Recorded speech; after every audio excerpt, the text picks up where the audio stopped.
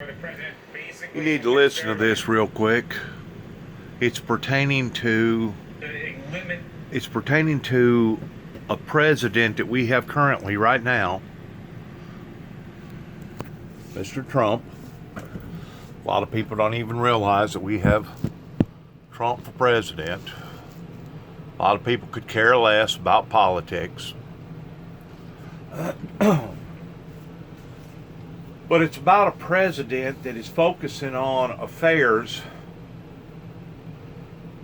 prioritizing things that I really don't think other presidents would be prioritizing, especially once you've been told no means no in understanding international affairs with other countries that have established laws towards doing things in the proper form. And I'm not saying that this guy that they're fixing to bring out, that his life and the essence of his life is not important, because it is.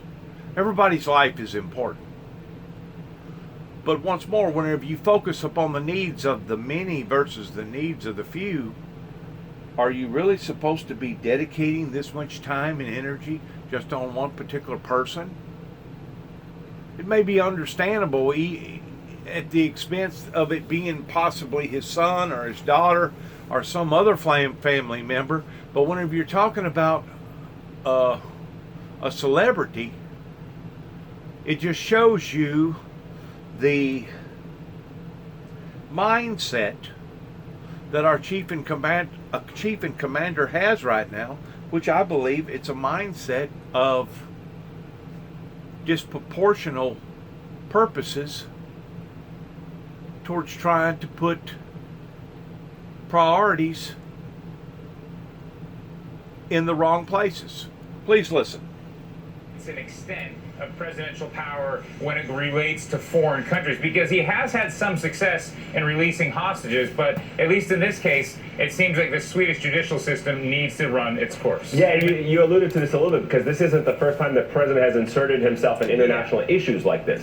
So there's a key difference. The president had success in China, and he had success with Andrew Brunson in Turkey and having that past release. The difference there is, especially with China, is you don't have a traditional judicial system in China. You have much more of an autocratic system. The sovereign, the state, has a lot more power. Similar with in Turkey, where there was a back and forth deal where the president basically convinced Erdogan to have this release. So Sweden's a much different situation, right? Sweden's a long-established democracy. Someone can correct me, but at least since the 17th century, they've had judicial protections in place, and it's not something where the prime minister can step in and order the release of a prisoner. It's just a misreading of the way Swedish law actually works. Right, NBC's Hans Nicholas Forrest live at the White House. Thanks for that. Back with me here on set is Nair Hockner. Good to have you with us. So the president has now tweeted about ASAP Rocky by our account 4 times over the past few weeks.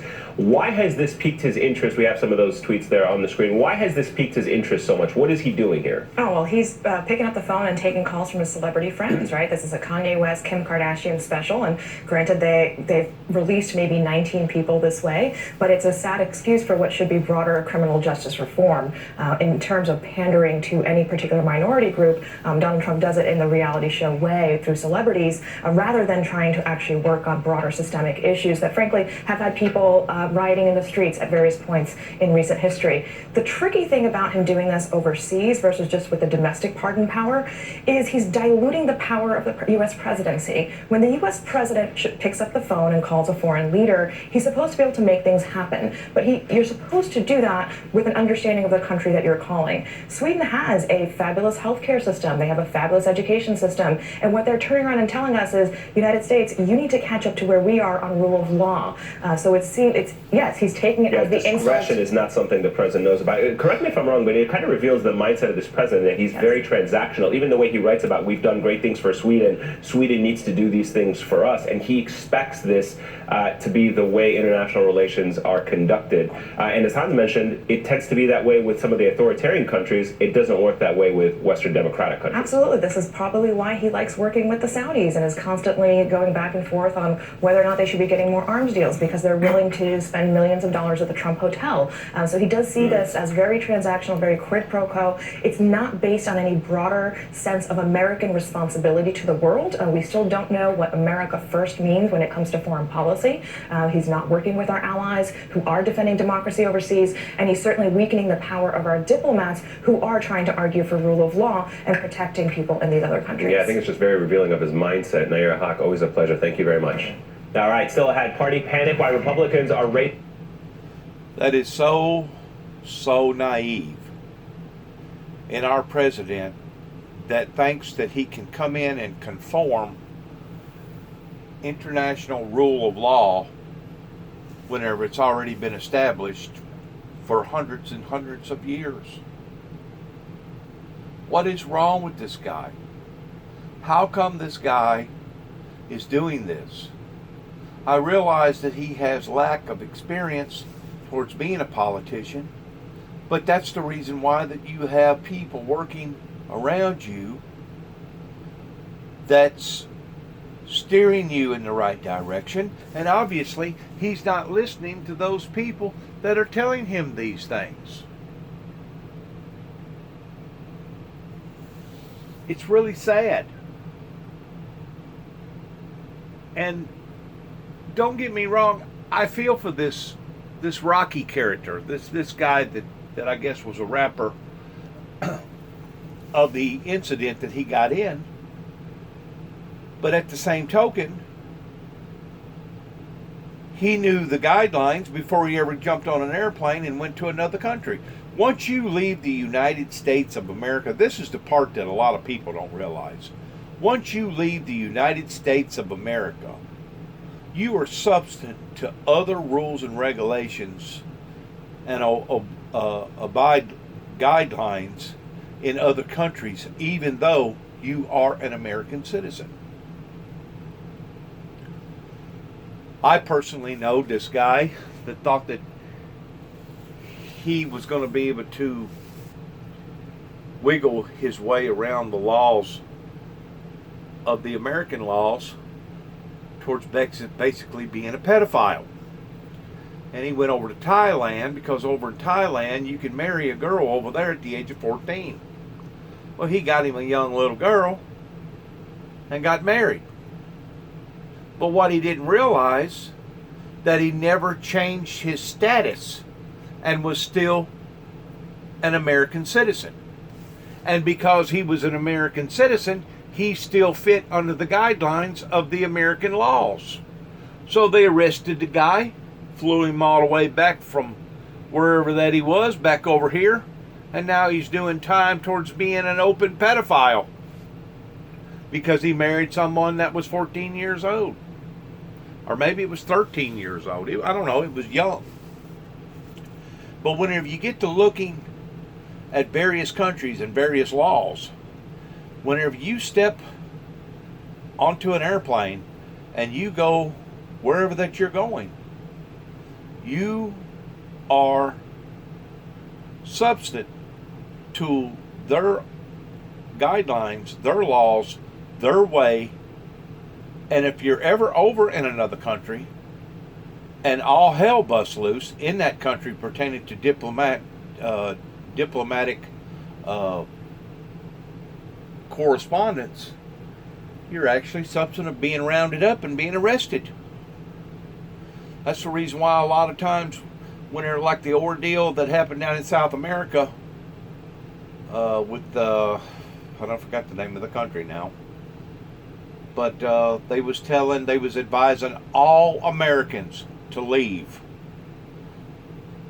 Whenever you're having such of a disagreement on the diplomatic issue side, that's whenever people that are over there are subject to their laws and their ways. And that's the part that I guess Donald Trump either don't care or don't understand or isn't willing to conform to understanding. I don't know. But this thing called obey, you obey our rules because you're in our country, you obey their rules whenever you're in their country, is real. It's not fictitious. It's not some sort of a Hollywood script. These things are real that goes on in other international affairs. And that's the part that I truly just don't believe that our chief and commander has quite yet understood.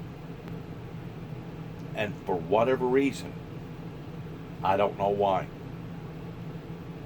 I really don't know why.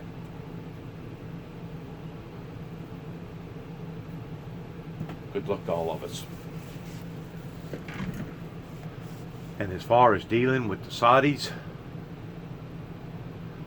I still debate